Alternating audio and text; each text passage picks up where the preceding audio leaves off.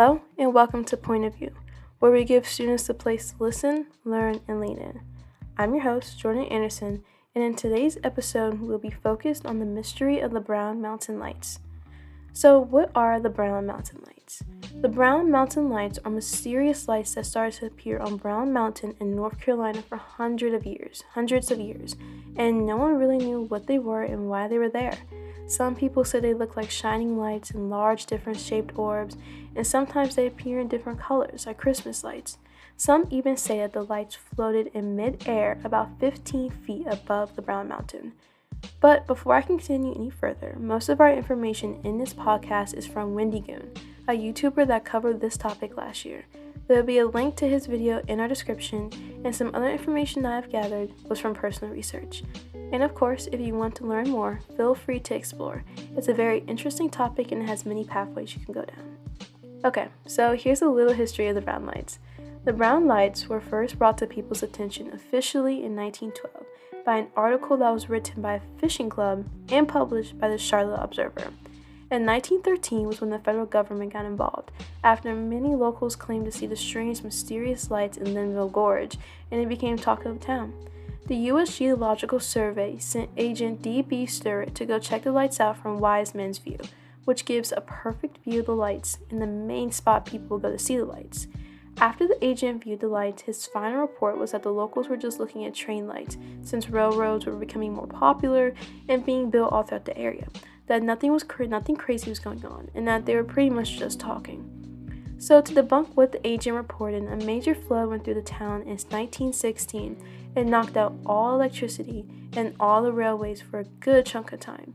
And during that time, the lights were showing, no sign of dimness at all. So two guys, a father and a son, owned a hotel that was near Wiseman View, and lots of people would go to the hotel just to see the lights.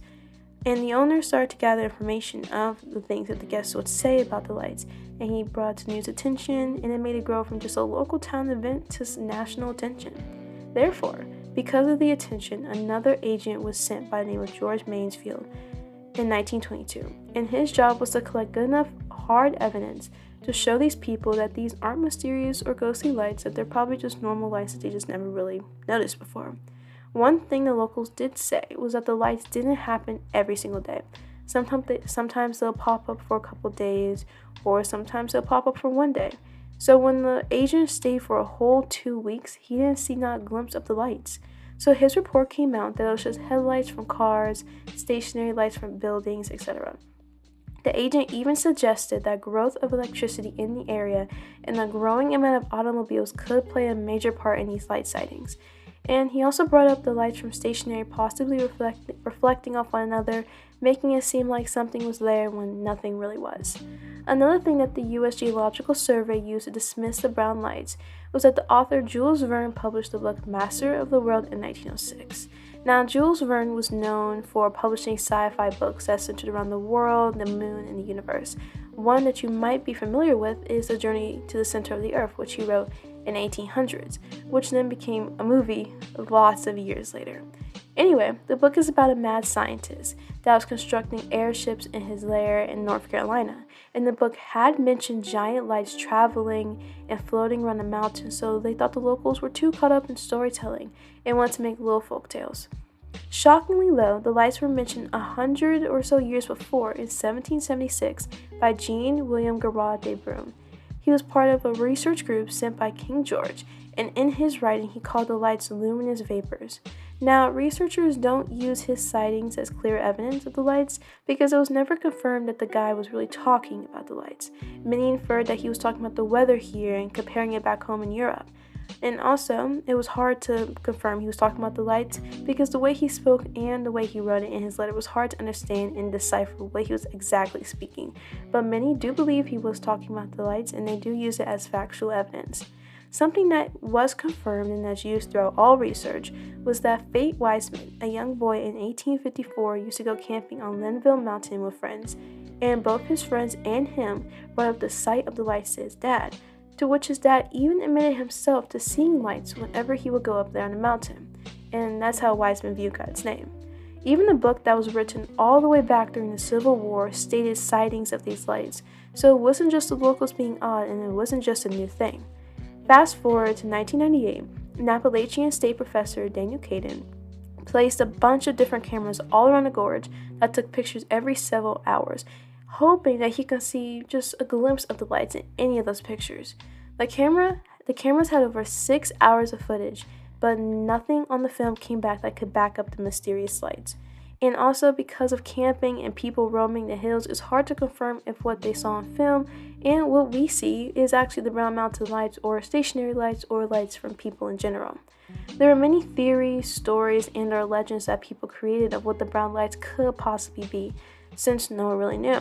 One big theory, which became a local legend, was that the lights were the souls of Cherokee Indian women searching for their men that died in battle on the mountain. The women would go in the forest with lanterns searching for their dead loved ones all up and down the mountain, and the lanterns would be the lights in this case. Another story was that the lights were a ghost of a murdered mother and her newborn child after being stuck in an abusive relationship for years with her husband, and that's where their souls would lay. Many theories connect with spirits because of the lights.